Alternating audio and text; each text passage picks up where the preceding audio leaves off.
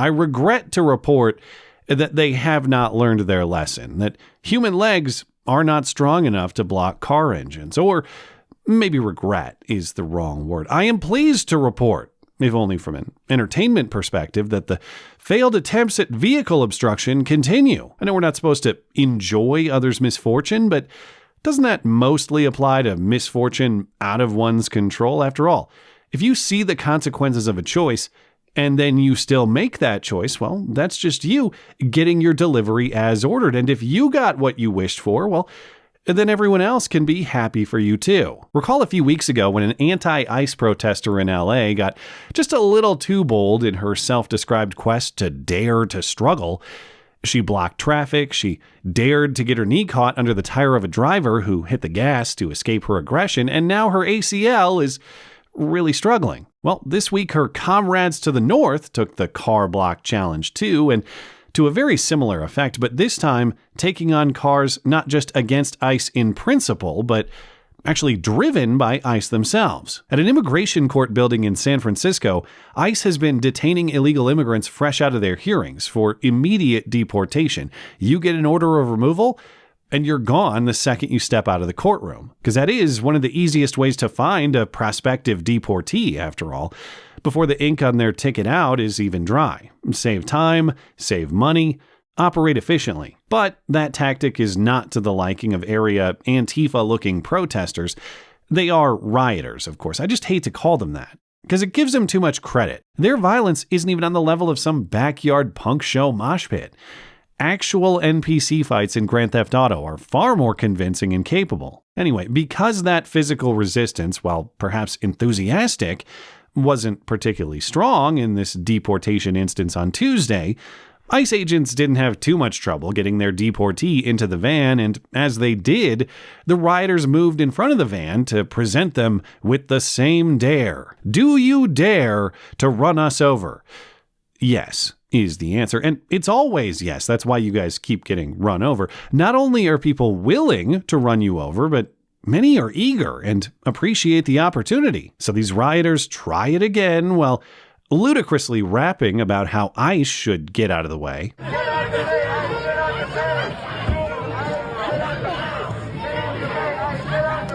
So they refuse their own advice and they surround the van. Hey, if one ACL couldn't hold a car back last time, maybe 10 will be enough this time. But nope. Not even close. As the van starts moving, two of the braver ones hang on to the hood, but not for long, as we can see and hear from an overhead observer. Someone's going to get run over. Wow, someone's hanging off the car. Oh my God.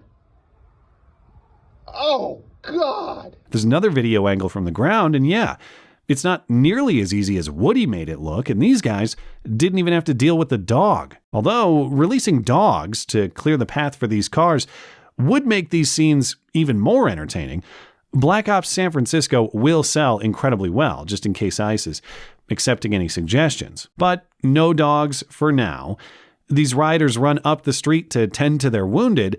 Many more run further to catch up to the van and tempt fate yet again. And they too get mercifully pushed out of the way, and the van exits the scene. Or, as local reporting characterized it, ICE agents just drove an SUV through protesters, as though protester obstruction wasn't the primary reason for this drive-through, as though you might be just minding your own business in Golden Gate Park one day when suddenly out of nowhere, bam! You're splattered by an ICE van to turn you into 10 points for the fascists. According to that reporting, the woman who was Woody dragged and fell off the car was treated for her injuries by her comrades. She wouldn't give her full name to local reporters, and medical personnel were not called, presumably because there are some criminal implications for her behavior, despite her claim that she was just, quote, exercising her rights. Well, you go ahead and keep telling yourself that your right to obstruct traffic shall not be infringed, because you're going to feel it get infringed every single time until eventually you don't feel anything anymore at all. Though I guess in fairness, these riders do say that they are willing to die. I'm ready to die, are you? But I notice they keep not doing that when great opportunities present themselves. Well, except for that guy who tried the Border Patrol shooting in McAllen, Texas. He was true to his word. He did take advantage of one such opportunity to die for the cause. But for the most part, it's all just talk, and unfortunately, plenty of it. Just the departure of the van alone, of course, was not enough to satisfy these rioters because ICE agents remained on the scene. And so this mob, not strong enough to stop the roaring horsepower of a minivan, is still strong enough for the weakest possible activity, talking shit without consequence, chest pounding to taunt those legally and professionally prohibited from doing anything in response. Because after all, behind their Spirit Halloween jihadi costumes, these rioters are honorable men of principle. You believe in this? I fucking do. That's it between you and me. I'm here because I stand for what I believe. I stand on business.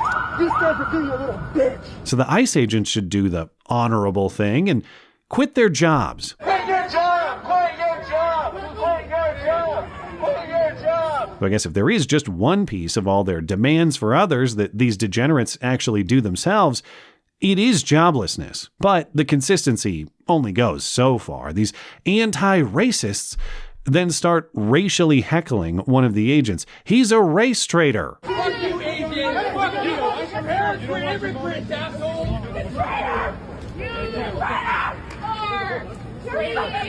Because if a Guatemalan comes to the U.S. illegally, then an Asian guy must support it, or he's a hypocrite for some reason. Even more confusingly, they call him an Uncle Tom. You're a fucking disgrace to all our fucking ancestors, you fucking Uncle Tom. I get what they mean, that he obediently serves white people against his own interest, but there's got to be a better term for it. Uncle Tam? Uncle Chong? Uncle Gotta Tom McBombed? Probably the wrong kind of Asian, actually. I can't really tell. So are you Chinese or Japanese? Regardless, be very careful who you're calling an Uncle Tom, because not all of them are just going to take it. Notice how much quieter they are for the Uncle Tom with the rifle. Get back! Get back! Get back! It's so weird how this ICE Aryan enforcement squad has so many inferior phenotypes in the ranks. And weird how they punish their own blood, because the one guy beyond the car blockers who effed around hard enough to find out physically is this guy with the overflowing man bun rage. He got very physically aggressive right in Uncle Chong's face, though he was very courteously filtering his droplets with his mask.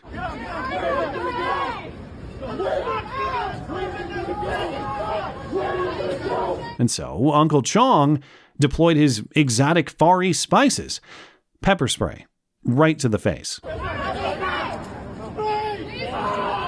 And he was treated with a bottled water eye flush while I assume his friends rushed to the nearest coffee shop for some emergency soy milk. Now, if you're wondering where San Francisco police were to arrest these people, you might think, like I initially did, that they were just traditionally absent. But of course, it's much worse than that. They were just watching the whole time. These events happened as ICE agents walked the 8 or so blocks from the immigration court to their headquarters. According to local reporting, several San Francisco police officers were there the whole time observing, not only at the courthouse, but escorting during this parade of embarrassment down the street. Though I guess by San Francisco standards, maybe that was the least embarrassing parade in a long time, actually. But speaking of, San Francisco, of course, is the national capital of warped pride, not just doing degenerate things, but desperately trying to convince themselves and others that these are good things, actually. But the pride of these rioters may be the most warped of all, beyond the obstruction of valid federal law enforcement with all the due process that they say they demand until even that isn't sufficient to satisfy them.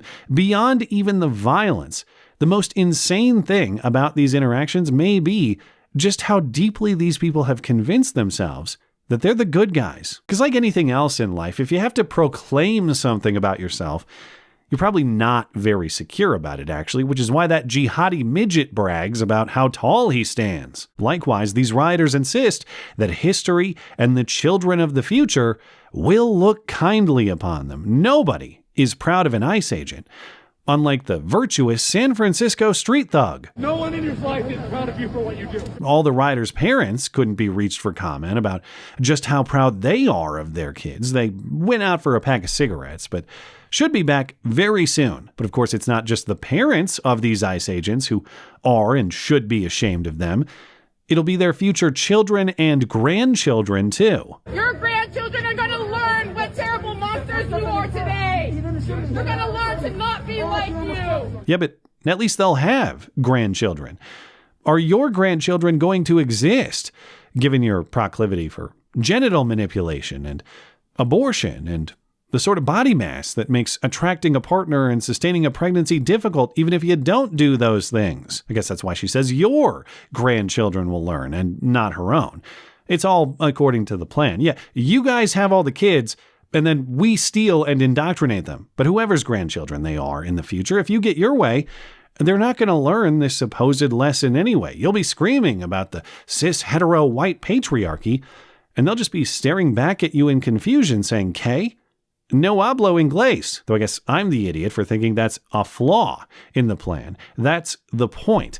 Just like losing limbs by playing in traffic, don't confuse injury with accident. Once or twice might be a mistake, but repeatedly, well, then it's quite clearly what you're trying to do. Thanks as always for listening and for supporting this channel. Always appreciate that thoughtful discussion down below and especially over on X. That is at ML Christiansen. You're always welcome to coming out and chatting my live streams as live on Wednesday and Sunday nights. Looking forward to it. Goodbye. Hey, if you made it all the way to the end of the video, that means you probably found some value in the video. If you found some value in the video, please consider supporting my material. You can do that one time or recurring for as little as $1 a month. It not only helps me sustain, but it helps me pay the people who make my videos possible. Linked in the description for you, mattchristiansenmedia.com/support. Thanks for listening.